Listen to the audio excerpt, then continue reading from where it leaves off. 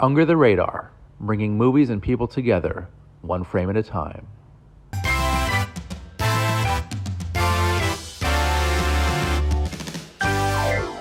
Hey guys, I'm Randy Unger, and it's a very special edition of Under the Radar, bringing movies and people together, one frame at a time. And with me, I have a very great Ghostbusting crowd with me tonight, because we will be discussing the new Ghostbusters Frozen Empire, the latest installment in the classic science fiction comedy franchise. This is number 4, technically. We don't really count a certain film from 2016. But I want to welcome my wonderful panel tonight. Ladies first, we have Jeanette. Welcome, Jeanette. Yay. There you go. Nice. Yes, yes. And you became a ghost for a second. That's all right. You're yeah, back. I know. I think because of the background. All right. I love it. I love it. Love another. Peter DeGilio. Hey, how's it going? Good to see you, man. Welcome to the show. And last but not least, we have Charlie Rivera. Charlie, welcome, sir. Thank you so much for having me. Just a reminder, I am your reigning and defending total protonic champion. So we all may have opinions, but we know which one holds the most weight, baby. Oh, is that so? There you go. He's starting early. And I just want to mention that everybody here on the panel, including myself, is a proud card-carrying member of the New York City Ghostbusters. That's how we all met. And you guys are awesome. I love busting ghosts and busting heads with you at events. We do it all from parades to events such as New York Comic-Con is a big one. Bringing our patented slime lab to the kids. And you know what? I think the parents like it more than the kids. I think they get more of a kick out of it. But we just spread cheer and joy wherever we go. We're a great group and a family, I'd say. So, guys, welcome to the show. I know for all of you, this is the first time, so this is very exciting. And I picked you guys because you are some of the best, some of the most outspoken ghost heads that I know. And I know that you have a lot of opinions and a lot to say about this new movie. Pages and pages of notes. Yeah, you're very prepared. I respect that. You're probably more prepared than I am. But he's probably more prepared than me. Yeah, it's okay, guys. Don't worry about it. We're gonna have fun though. So the new movie basically it picks up, I believe it's was it 2 or 3 years? 3 years? And a few years after Afterlife, which basically brought the classic timeline back to audiences. And reintroduce the characters and introduce some new ones too. This is the follow-up to Afterlife, and we definitely have a little more character development here. The Spanglers are a family. Oh, by the way, everyone listening and watching, this is going to be a bit spoiler heavy. Not spoiler heavy, but we'll have some fun. We've got the Spanglers. The Spangler family is back, and they have inhabited the warehouse, so they are the new Ghostbusters, the next generation. What'd I say? Firehouse. Firehouse. They are in the firehouse now. And, the movie picks up right where they left off pretty much. A couple years fast forward. Now they're back in New York City, which I love. And, yeah, they're basically fighting ghosts again, back where it all began in 1984. So we have a new villain. It's called Garaka. Basically, this god from many millennia ago, who is basically bent on turning the world into a giant icebox, freezing Manhattan, and it's up to our fearless heroes to save the day. We've got a star-studded cast, of course. We've got the original Ghostbusters back. We don't have a ghost version of Egon, but he had a great send-off in the previous film. And this movie, it's not a great movie. It's not a very intelligent movie, but it's a lot of fun. I saw it 3 times. I know you guys have seen it multiple times as well. And, every time I see it, I love it. It's like a drug, and I'm addicted to it. And yeah, I'm so happy this movie exists now. So ladies first, Jeanette, what are your impressions of Frozen Empire? I thought it was really interesting, the story, the way they were going with it. I thought that the way they integrated them moving into the firehouse seeing the old containment unit, seeing the old setup of how they had it, and basically putting it back together. I thought that was really neat because you didn't really get to see that before. So it was nice to see how that is and to see the firehouse in its infancy, even though there are people who will go, well, it's not historically accurate because the firehouse was originally 2 instead of just the 1. Yeah. Wait, So what? The firehouse was a twin.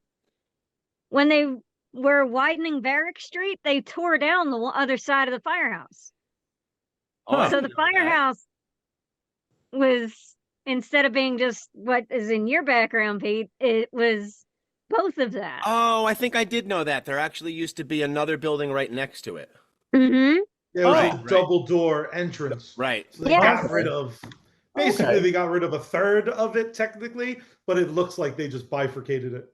Oh, that's interesting. Yeah. Cool. All right. So we got the nice the classic firehouse in behind Peter right now, so that's good. I'm glad that they kept that exterior alive in this film for sure. Charlie, thoughts on the new Yes.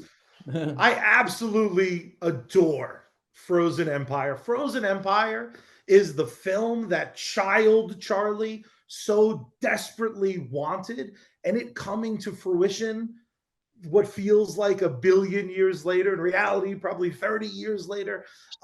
It felt like such a beautiful way to push this franchise into finally the kind of ghost busting adventure of the week that I think we all so desperately, at least some of us in the fandom, desperately want it to be.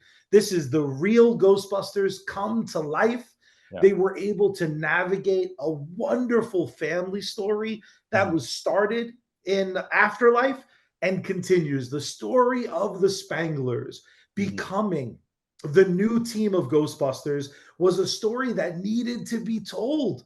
Yeah. There's a lot of people out there who may feel like they could have skipped it and jumped right back in to an adventure without any family drama. This is a family that busts together, and everything good and bad that comes with those dynamics were explored. I personally, I disagree with you right out of the gate, Randy. I do think this is a great movie. I do not necessarily think it falls into the category of an Academy Awards type movie, but I do not think that's where Ghostbusters properly lives. I think 1984 was our one bite at the apple of a standalone film that would function as this great epic piece of art, the kind of one of its kind that could bridge the gap between horror and comedy, and it's kind of starting a business movie. I think Ghostbusters 2, I think Ghostbusters Afterlife, and I think Ghostbusters Frozen Empire are an increasing scale in quality, in comedy, in fun. This movie was nothing like what I expected, and yet exactly what I needed. This is the movie we needed in 2016. This is what I expected. This is what I was excited for. And even though we got it, a couple of years later, I'm glad we did. It was well worth the wait. It's just the fun factor is off the charts here. And I'm really excited for families across the world to introduce their kids to this, because I saw a couple of families in the theater today when I went to go see it for the third time, and it seemed like they were having a great time, and that's the exact that's the mission that all of these movies accomplishes. So yeah, this is a fun movie. Again, not great, but just really great in terms of the fun factor. Afterlife established the Spangler family so well, and this movie kind of just continues their journey, and it's just almost a seamless transition, and it's just a beautiful chapter in this story. And I know that that Sony is planning, I think, another one or maybe 2 more, and I love the nostalgia factor. I could watch these movies for the next few decades to come. So Peter, you're up, sir. What did you think?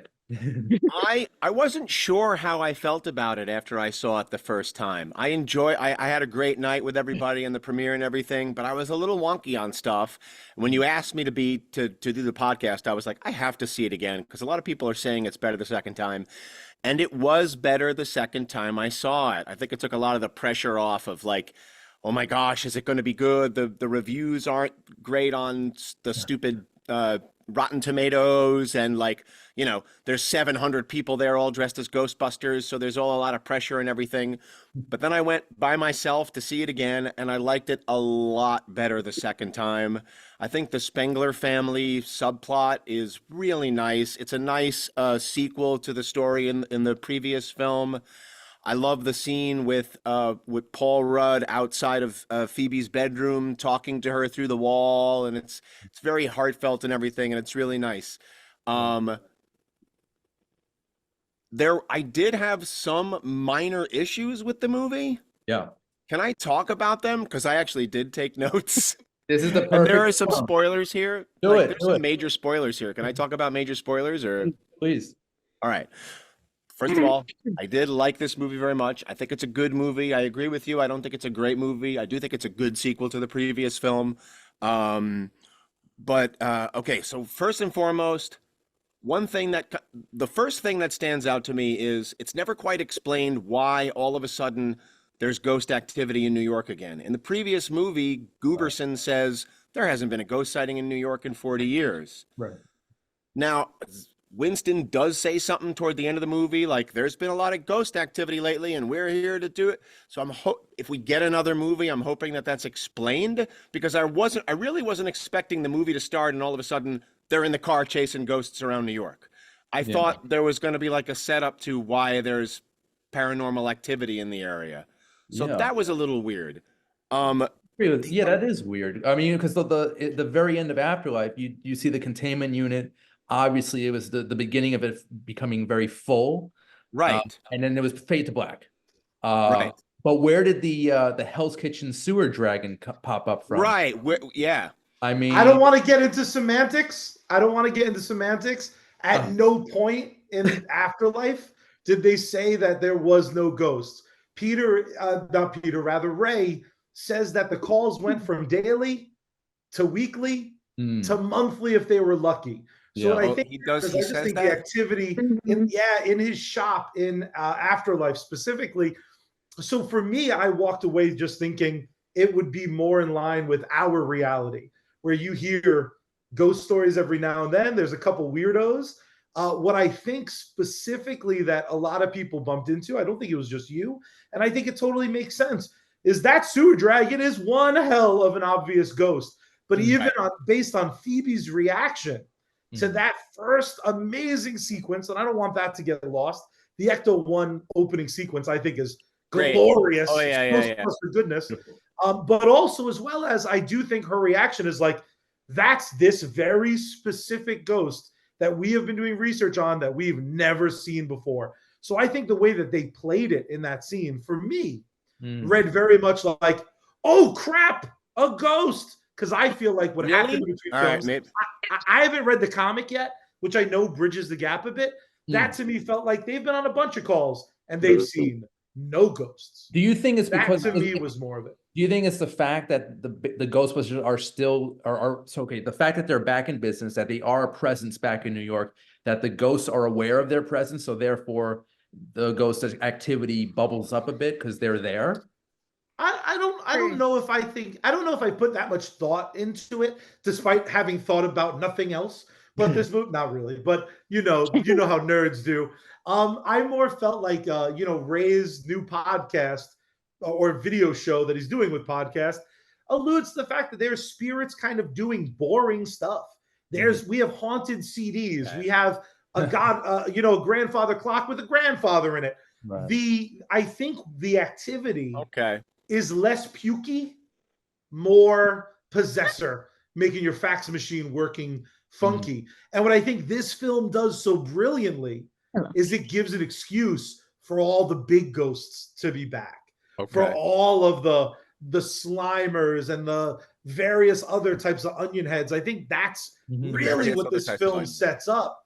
is saying like, hey man, ghosts are, there's still big bads out there. Yeah. And now there's an excuse that there'll be a bunch. But the vibe I got from that opening sequence was like, we got one. It felt more like Okay. excited surprise. Right. That could be me making excuses for the film because I'm notorious for that as a lifelong fan of some schlocky flicks. But no, I think what happened was our expectations versus what their intention was. I think that gets mixed up. In the last movie, everyone got fixated on the firehouse being a Starbucks. I never took that literal. I thought that was Ray being like, there's too many Starbucks in the city. I'm getting to that age where everything bugs me. Ray says a lot of things that they bug me said out. it and meant it. Yeah. I mean, so like when he goes, Egon can rot in hell. I'm like, what the fuck? Like, what? Yeah, he was grumpy. He backpedaled in real time. Like that was my grandfather. Be like, just kidding. I was just venting because my I have more notes. I have more notes. Oh, Peter, yeah, sure. This one. Sorry. Go ahead, Jeanette. We all know that the Hell's Kitchen subway ghost has to be related somehow to Jeff, who was in Men in Black. Men in Black too. Hilarious. It's And possible. Maybe Ray with his podcast video thing reminded me of Peter Venkman and World of the Psychic. Yeah. Yeah, that was yes. Yeah, I thought that too. Yeah. Nice. This is a major spoiler. And this was something that was like it's still a little strange to me. Maybe I need to see it again. Mm-hmm. The reveal that Melody is actually working for Garaka right came a little bit abruptly for me. And then immediately after that, if it was the two of them, if it was their plan the whole time to get Phoebe to go, major spoilers here, to get Phoebe to go into that machine that takes her soul out, why didn't we learn about that machine before? Why wasn't that set up? It seemed like it kind of came out of nowhere. That was a little weird for me. And those are major plot things.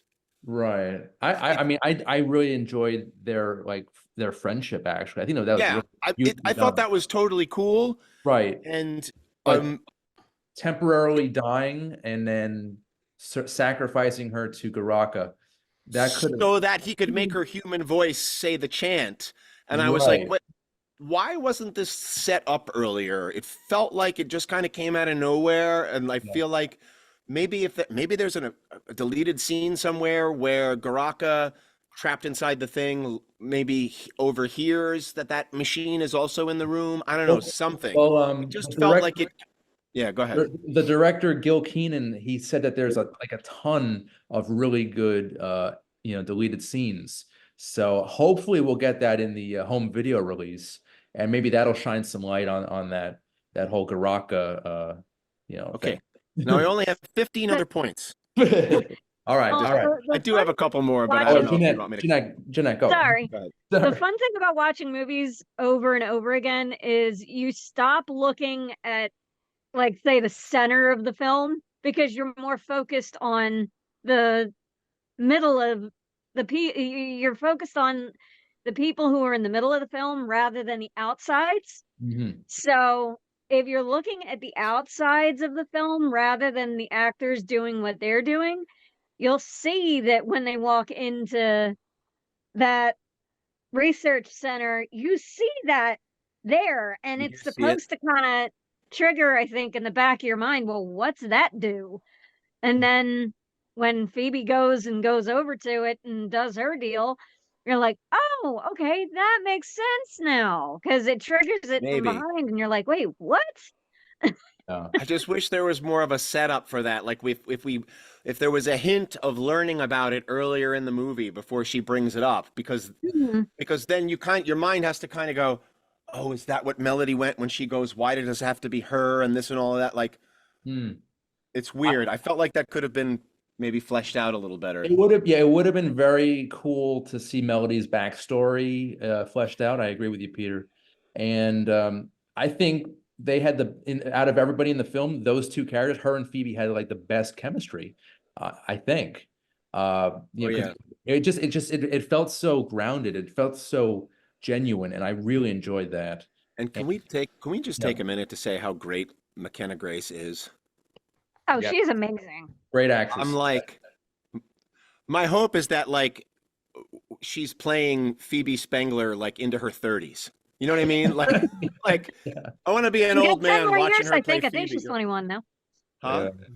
I think she's 20. She's 20 or 21. I No, think she's 20 now or I think She's 21. only like I think she's 17 or 18. 17. No, she's Yeah. 17, I believe. Yeah. Yeah. Oh, wow. Very cool. Very McKenna- cool to her fans, by the way. Really sweet. McKenna Grace seems to be Yeah, like a 17, my bad. generational talent. Yeah. She seems like if there was ever a person I felt more comfortable wearing that proton pack to carry this franchise forward, I think part of the reason that she had such great chemistry with Melody is because she has such great chemistry with anyone she's in a scene with. Right. That entire film, every one of her scenes is a highlight reel for her as an actor. Her choices always seem like the right ones. And she's able to kind of play every emotion, so much so. One of the biggest debates in this film, because I agree with you again, Peter, it didn't break the story for me as much as like I could have probably used more of a hint as to that being kind of Melody's plan. I also, and I happen to like the actor who played Melody as well. He's great too. I did hate the choice that they just let her kind of use her natural speaking voice, because she kind of has that put on, that weird modern age put on to her voice, like she's ordering a frappuccino, you know. She said something like she died in a tenement fire, which made me think it happened like 100 years ago, but she sounded like a 2020s hipster. And also she's wearing, if you see any of the behind the scenes, her outfit is very clearly old timey. She's not wearing a modern outfit. It's obviously hidden by the flame. But the weakest part of the film for me was that they chose to not give her.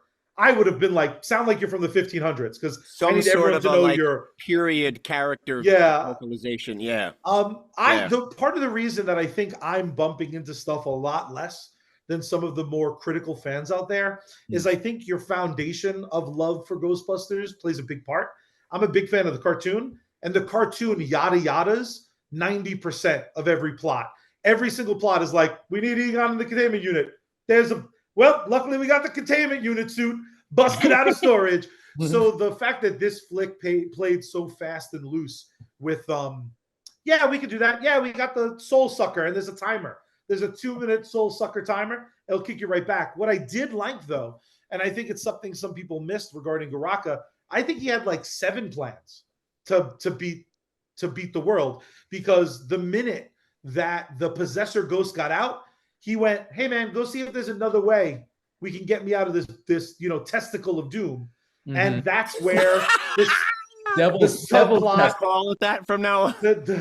I like testicle of doom personally. They don't hold the copyright to that. That was another thing that was weird. I to loved me that though. Was the possessor like following Ray and Phoebe to the library for like what seemed like no apparent reason? That was another one of those things. That was such a weird but awesome scene. And then Ray getting attacked by the stone lion. If I was writing the script, what did Jeanette just say?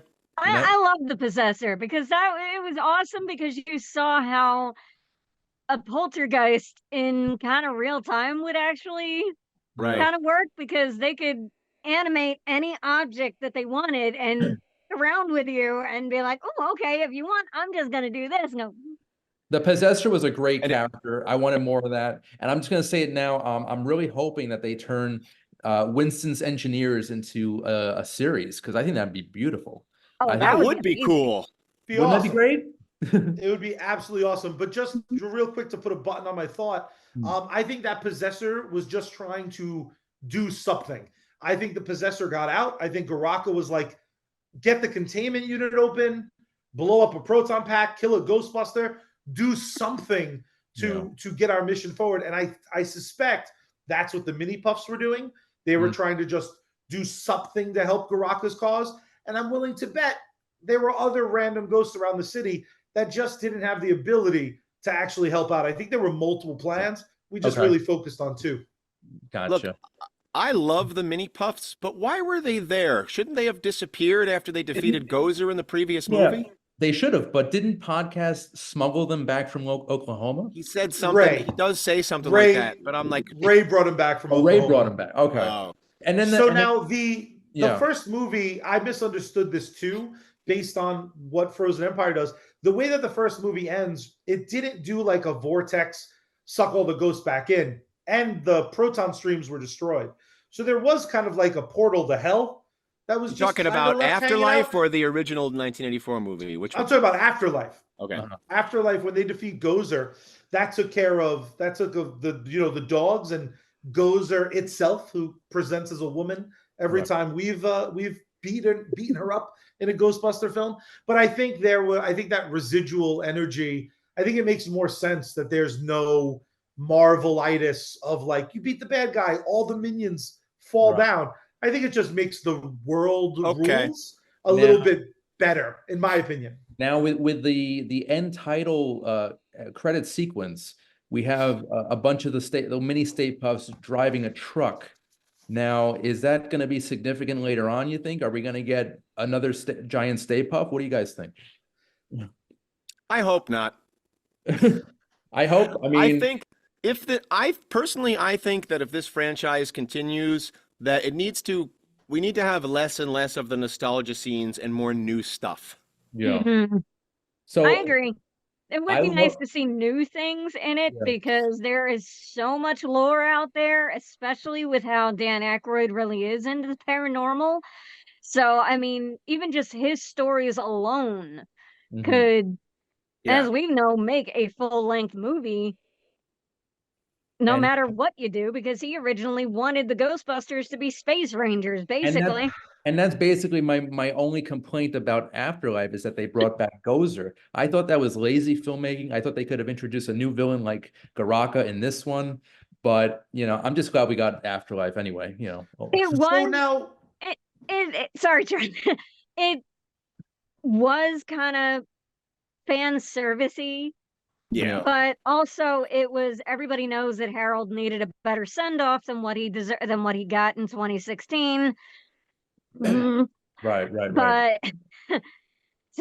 because in 84 they never officially captured Gozer. So they were still wandering around the universe. They needed to finish that up, tie up those loose ends, and then go on with whatever the heck they were going to do next. That's a good point. My question is always this. Was anyone, regardless of how you feel about it, Ghostbusters 2, was Slimer offensive being in that story? Basically a cameo, a couple little laughs. They reduced his part because obviously there was the subplot with Louis Tully trying to capture him in the firehouse. My argument for the mini puffs continuing that fan service, if the only fan service that stays is a version of the car, cameos from the original Busters, and the mini puffs doing ancillary silly things, I think that sets the universe up in a good way.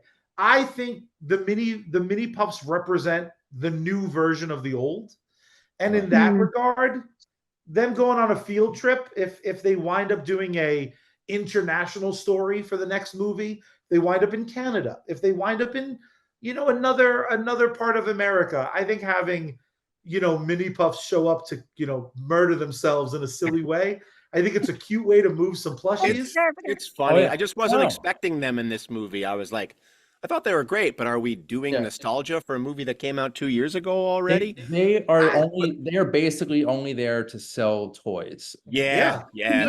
And now and the same with Slimer, whose scenes in this movie in Frozen Empire were almost identical to that with Rick Moranis in Ghostbusters 2. A little bit. Kind of like chasing him around the firehouse. He's like sort of the pet mascot, trying to catch him, goofy. But it was fun. Again, I thought that was a fun little subplot to do with Trevor. Yeah. I almost kind of wanted to see a little bit more of it. A little more of that. I agree. And I didn't even notice doesn't get. Sorry, Randy. Go ahead, Jeanette. What? Trevor doesn't get the love that he's meant to have, because it's like that is Egon's grandson, and that boy is smart.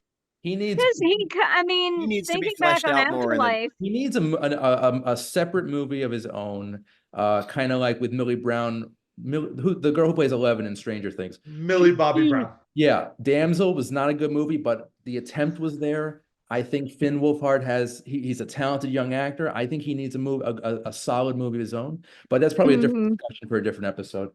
Well, let me ask you this, Peter, just because I am curious what the panel thinks, but I'll start with you, Randy, rather. Yeah. Peter, I know you have notes on this.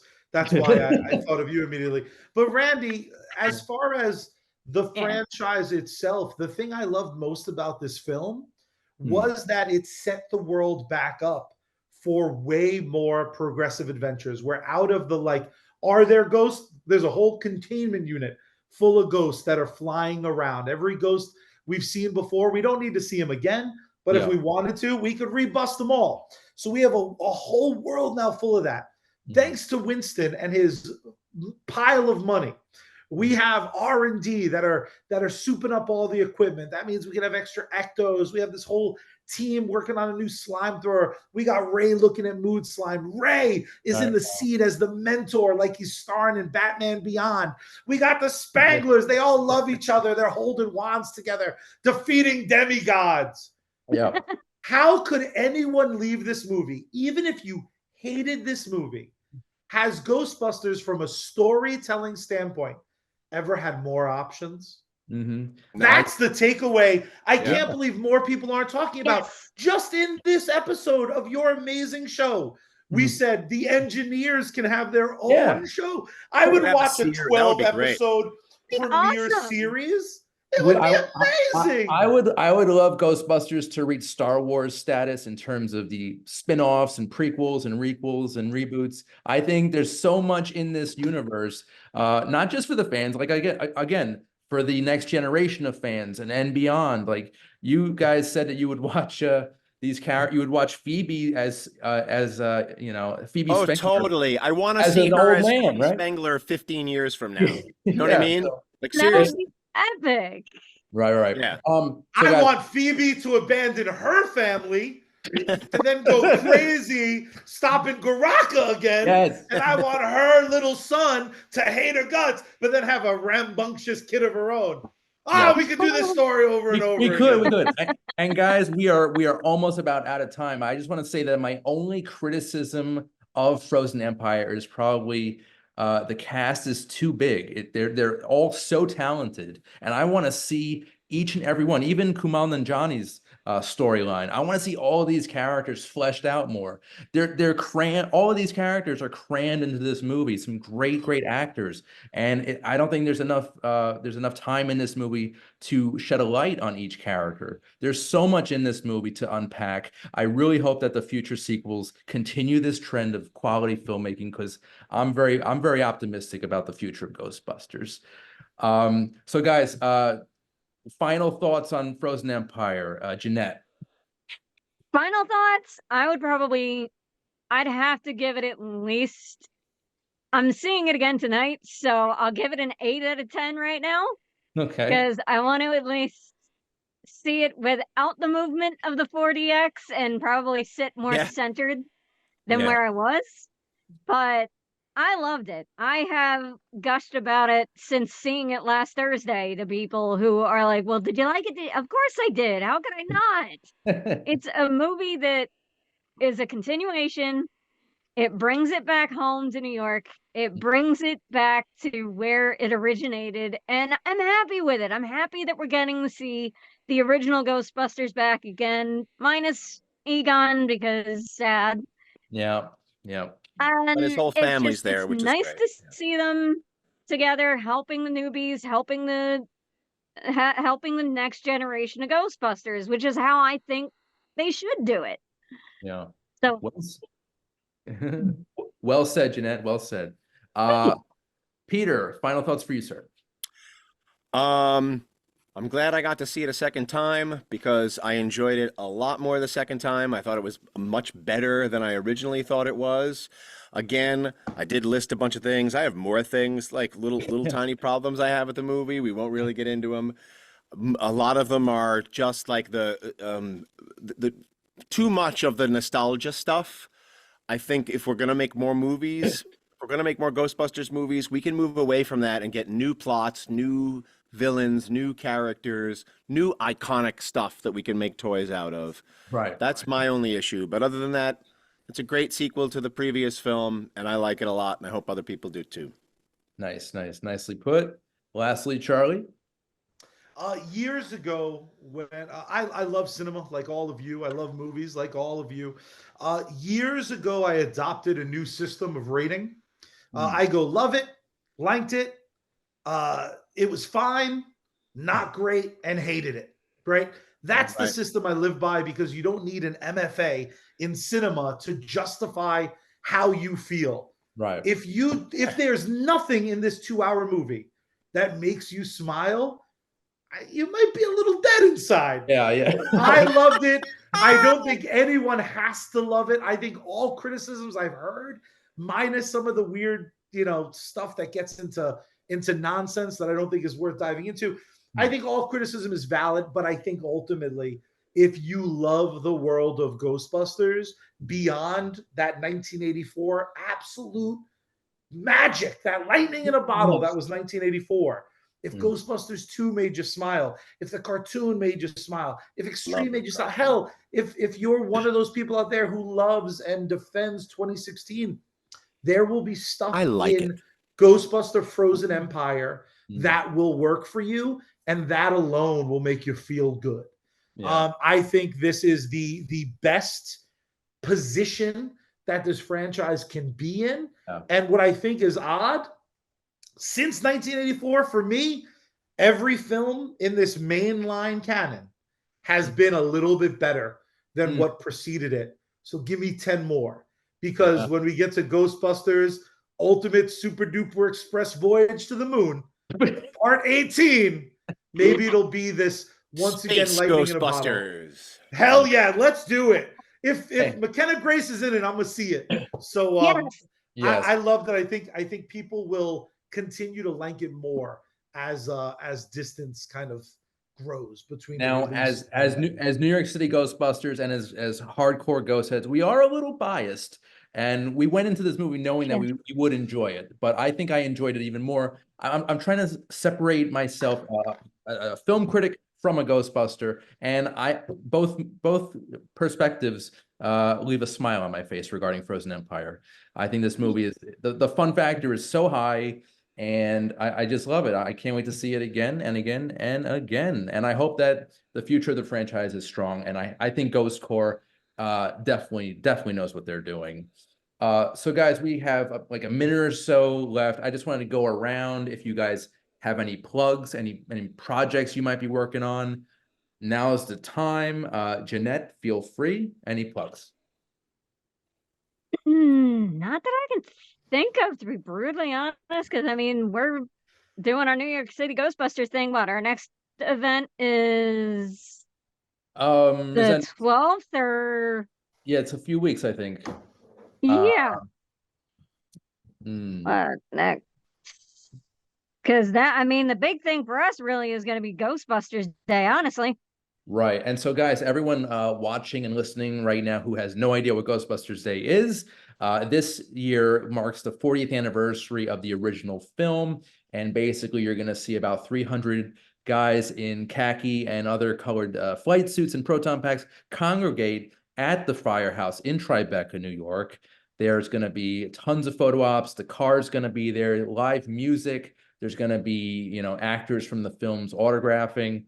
And it's just a beautiful time. Last year there was a ghost head couple that got married, and yeah, it really is it's the firehouse. It's the mecca of ghost head fandom. So those watching and listening, feel free to go. It's every early June, and I'll definitely share the details once we have more information on that. But that's Ghostbusters Day every year, and it's just a great celebration. For me, though, personally, every day is Ghostbusters Day, but that's just me. And I think you guys can concur with that. Yes. Yeah. All right, Jeanette. All good. So that's a good announcement. Peter, how about you, sir? Look for my name on YouTube on the channels Unveiled and Watch Mojo. And if I could real quick, they got to do their grading system. I like to do school grades. So after 2 viewings, I'm ready to give this movie a B- right now. That's my grade. Really? Oh. Okay. There you go. All right. I Fair was enough. going to go C+ before I saw it the second time. Oh, Tough critic. All right. Good. Good. ouch. Maybe after 3 times it'll go up to a B. I don't know. But anyway, I think in terms of in terms of letter grades, maybe an A-. okay. Yeah, because I and as a film critic, probably B+, but as a ghost head, A-. That's fair. That's a Yeah. fair. That's a Yeah. fair draw. I think mine is probably an amalgamation of both. Yeah, good, good. As a Ghostbusters fan, it's like A+, but Right, of course. Charlie, how about you, sir? Any plugs? So if you love the sound of my wonderful Puerto Rican mouth, you can find me every Wednesday at US Comics HQ is our social media. I host the show with my brother, US Comics Cast. We talk all things comic book good. So the shows, the movies, the books themselves, every single Wednesday, US Comics HQ. We're live on YouTube and Facebook and the Purple Site Twitch, but also the podcast you can just listen to, US Comics Cast. Also, if the New York City Ghostbusters aren't enough Ghostbusters for you, and let's be honest, you can never have too much Ghostbusters, you can follow my other group, the Long Island Ghostbusters, at LI Ghostbusters on all social media. We have some of the biggest giveaways. Fun fact, we have a new patch limited release coming out. We only made 100 inspired by the Frozen Empire red jacket logo, where it's primarily black with a little bit of red highlights. If you buy one of those patches, you'll have your chance to win a Frozen Empire version of the HasLab Proton Pack, PKE, Trap, Parka, literally everything but a flight suit. And if we're able to sell all 100 patches, I'll throw in a flight suit.